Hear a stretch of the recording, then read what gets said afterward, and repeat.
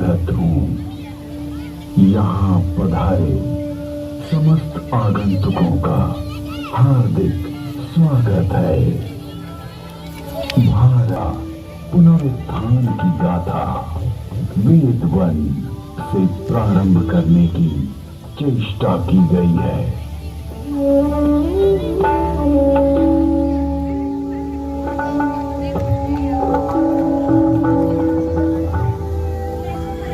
वेद परमपिता परमात्मा की पवित्र वाणी है, जो सृष्टि के प्रारंभ में मानव मात्र के कल्याण के लिए अग्नि, वायु, आदित्य, अंगिरा इन 4 ऋषियों के पवित्र अंतःकरण में उद्भूत हुई। तत्व ज्ञान की दृष्टि से वेद एक है, किंतु विषय विभाग की दृष्टि से इसे 4 भागों में बांटा गया है। ऋग्वेद, यजुर्वेद, सामवेद और अथर्ववेद। ऋग्वेद में ज्ञान का विषय, यजुर्वेद में कर्म का विषय, सामवेद में उपासना का विषय और अथर्ववेद में विज्ञान का विषय है। विश्व साहित्य का प्राचीनतम ग्रंथ वेद है। मानव जाति के प्राचीनतम ग्रंथ होने के कारण उस समय की सभ्यता, संस्कृति, आचार विचार और कर्तव्य आदि को जानने का स्रोत वेद है। भारतीय दर्शन, साहित्य, ललित कला, संगीत, ज्योतिष, ज्ञान विज्ञान वेदों में है। वस्तुतः वेद संसार के समस्त पदार्थों का बोध कराते हैं।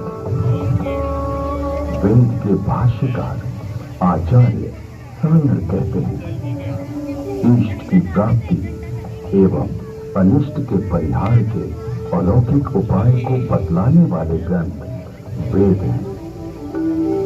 सबके द्वारा पूजनीय और यजनीय परमात्मा से ऋग्वेद, यजुर्वेद, सामवेद और अथर्ववेद प्रकट हुए हैं।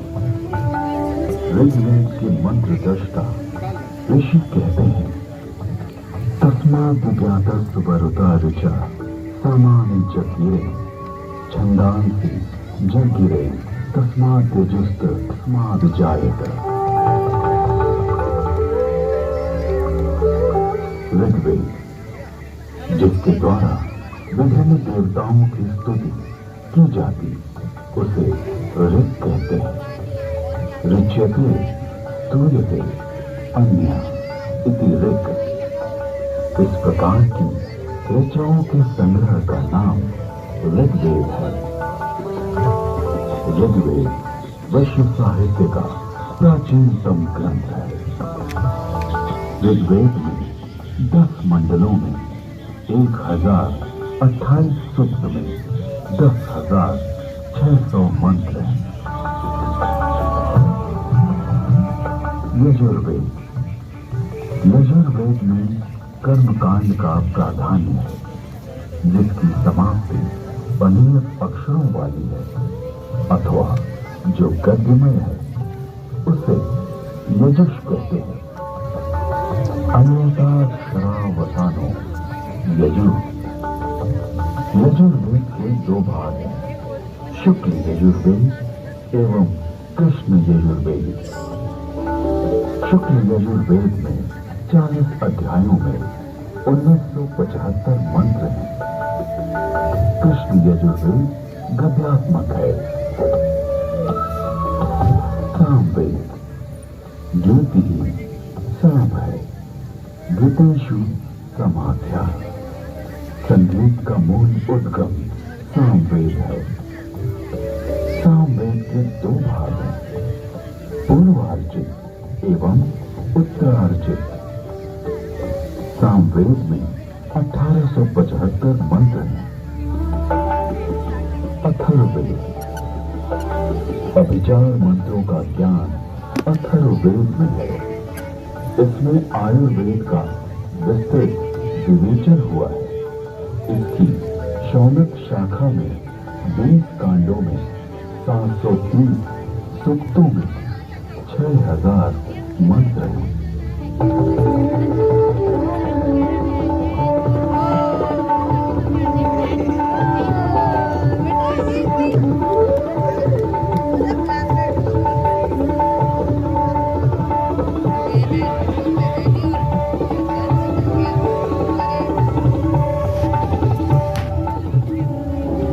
प्राचीन काल में वेद श्रुति परंपरा से अक्षुण्ण रहे। वैदिक ऋषियों ने वेदों को कंठस्थ किया और अपने शिष्यों को इसका श्रवण कराया। शिष्यों ने सुनकर वेदों को कंठस्थ किया और उन्होंने अपने शिष्यों को सुनाकर कंठस्थ कराया। इस प्रकार श्रुति परंपरा से वेद अक्षुण्ण बने रहे। वेदों में किसी भी प्रकार की मिलावट न हो सके, इसके लिए वैदिक ऋषियों ने विकृति पाठों का निर्माण किया। वेदों में मंत्र दृष्टा ऋषियों का उल्लेख है, जिन्होंने मंत्रों का साक्षात्कार किया। इस परंपरा में सप्त ऋषियों का विशेष महत्व बतलाया गया है। सप्त ऋषियों का वैशिष्ट उपनिषद एवं पुराणों में मिलता है।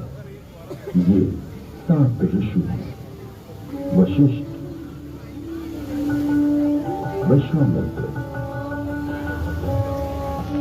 जमदग्नि, भारद्वाज, अत्रि, गौतम, अगस्त्य। वेदों में अनेक ऋषिकाओं का भी उल्लेख है। इन ऋषियों की परंपरा का अनुपालन करने वाले ऋषियों ने भी इन्हीं नामों को धारण किया है।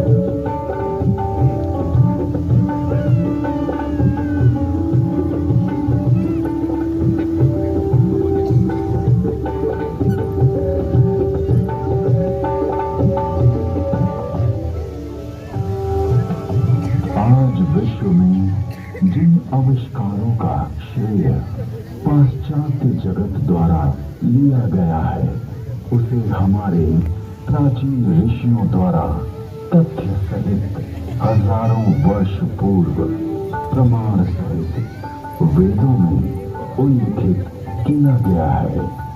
जैसे अगस्त्य संहिता में विद्युत उत्पादन के सूत्र मिलते हैं।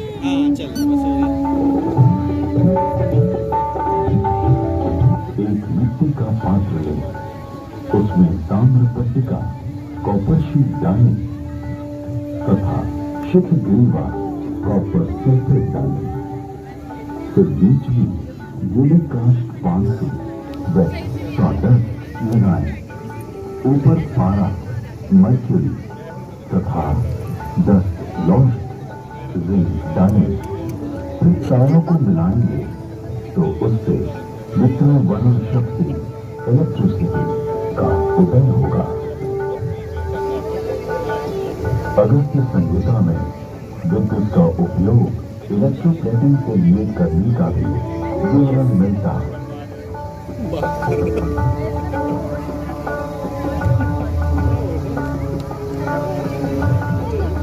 अतः अगस्त्य को कुंभोदक बैटरी बोन भी कहते हैं।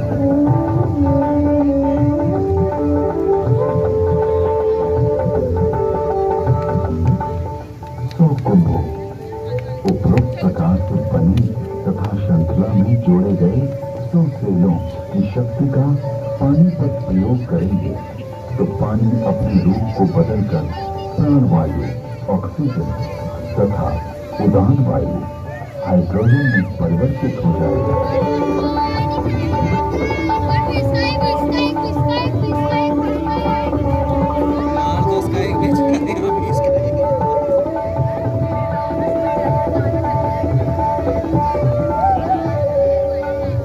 कृत्रिम स्वर्ण अथवा रजत के वेग को सत्कृति कहा जाता है। लोहे के पात्र में सुशक्त जल तेजाब का घोल इसका सानिध्य पाते ही यमक क्षार सोने या चांदी का नाइट्रेट ताम्र को स्वर्ण या रजत में ढक लेता है। स्वर्ण से लिप्त उस ताम्र को शातकुंभ अथवा स्वर्ण कहा जाता है।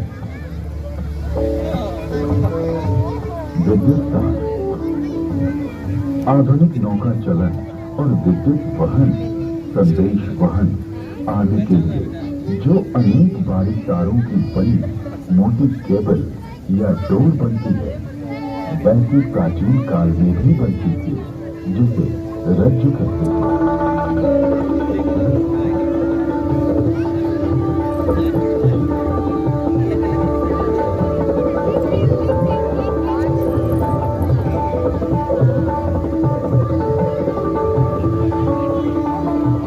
9 तारों का सूत्र बनता है। 9 सूत्रों का एक गुण, 9 गुणों का एक पाश, 9 पाशों से एक रश्मि और 9, 8, 7 या 6 रज्जु रश्मि मिलाकर एक रज्जु बनती है।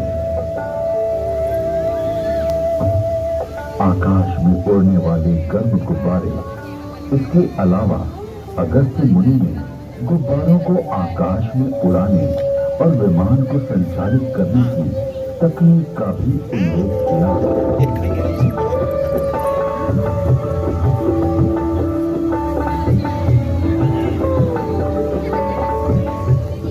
उड़ान वायु हाइड्रोजन को वायु प्रतिबंधक वस्त्र में रोका जाए तो यह विमान विद्या में काम आता है।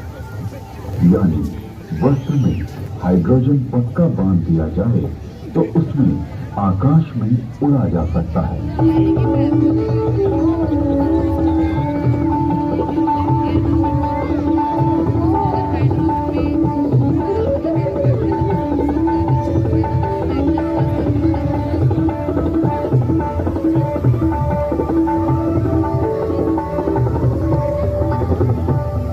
विमान वायु पर उसी तरह चलता है जैसे जल में नाव चलती है। तत्पश्चात उन काव्य पंक्तियों में गुब्बारों और आकाश छत्र के लिए रेशमी वस्त्र सुयोगी कहा गया है, क्योंकि वह बड़ा लचीला होता है। वायु पूर्ण वस्त्र प्राचीन काल में ऐसा वस्त्र बनता था जिसमें वायु भरी जा सकती थी। इस वस्त्र को बनाने की निम्न विधि अगस्त्य संहिता में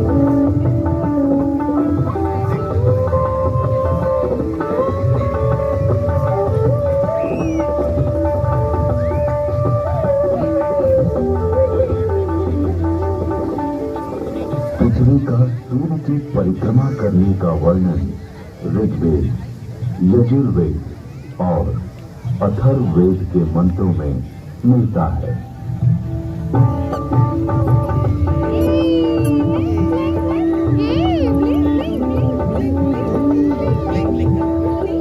यह पृथ्वी घूमती है अपनी माता अंतरिक्ष के सामने रहते हुए। शः सूर्य शिशु की प्रदक्षिणा करती है। ऋग्वेद में जल की उत्पत्ति यानी H2O का उल्लेख है और प्रकाशक होने का वर्णन है।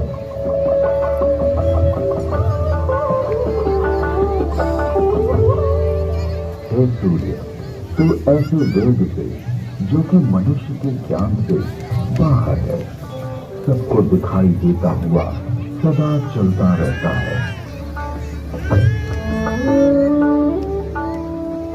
विश्व के प्रथम वैज्ञानिक अथर्वा ऋषि के अनेक आविष्कार का उल्लेख वेद में प्राप्त होता है। एक, वृक्ष आदि से अग्नि, ऊर्जा। अथर्वा ऋषि ने मंथन, घर्षण, फ्रिक्शन से ऊर्जा उत्पन्न की।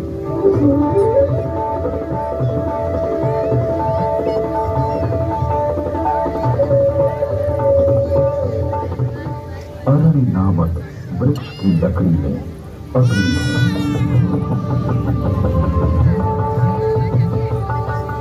दो पत्थरों की रगड़ से भी अग्नि उत्पन्न होती है।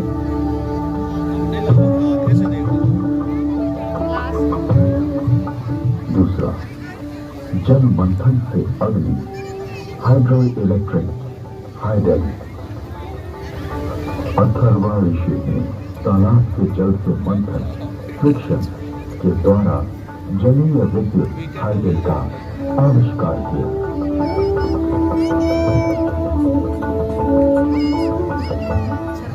तीसरा, भूगर्भीय अग्नि, पुरुष्य अग्नि, oil and natural gas.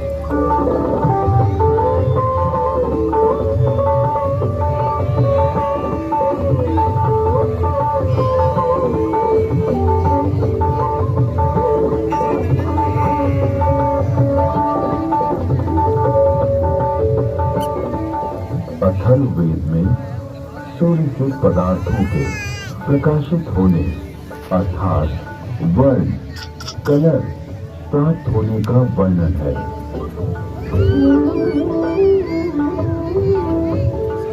Rigveda में सौर ऊर्जा का स्पष्ट उल्लेख प्राप्त होता है।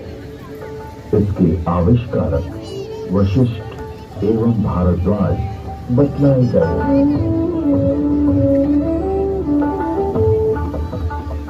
ऋग्वेद में सूर्य की घातक किरणें अल्ट्रावायलेट रेज का वर्णन है।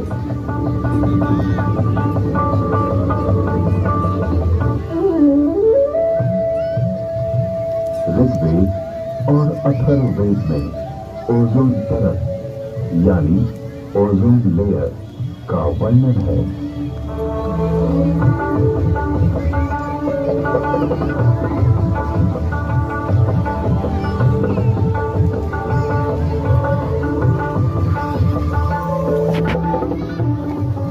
जिस प्रकार गर्भस्थ शिशु की रक्षा के लिए उल्व, जार, झिल्ली, परत में ब्रेन होती है, उसी प्रकार पृथ्वी रूपी शिशु की रक्षा के लिए परमात्मा ने इस महद उल्व ओजोन परत की रचना की है।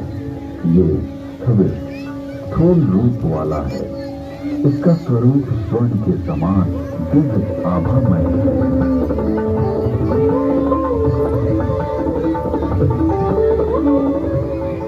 ऋग्वेद में पृथ्वी का अपनी धुरी पर घूमना बतलाया गया है।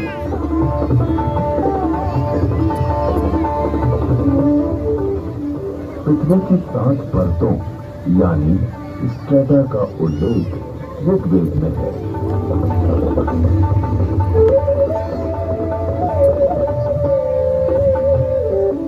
वेदों में पर्यावरण के संघटक तत्वों का निरूपण अनेक स्थानों पर किया गया है।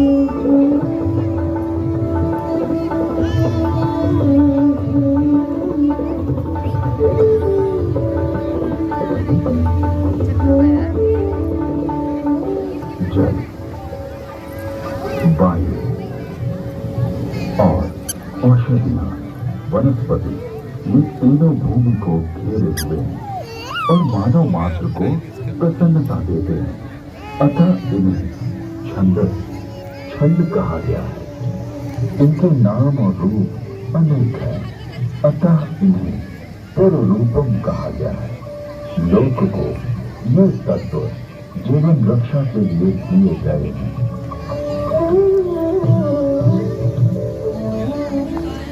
यजुर्वेद में ये स्पष्ट रूप से कहा गया है कि वेद का ज्ञान सभी के लिए है।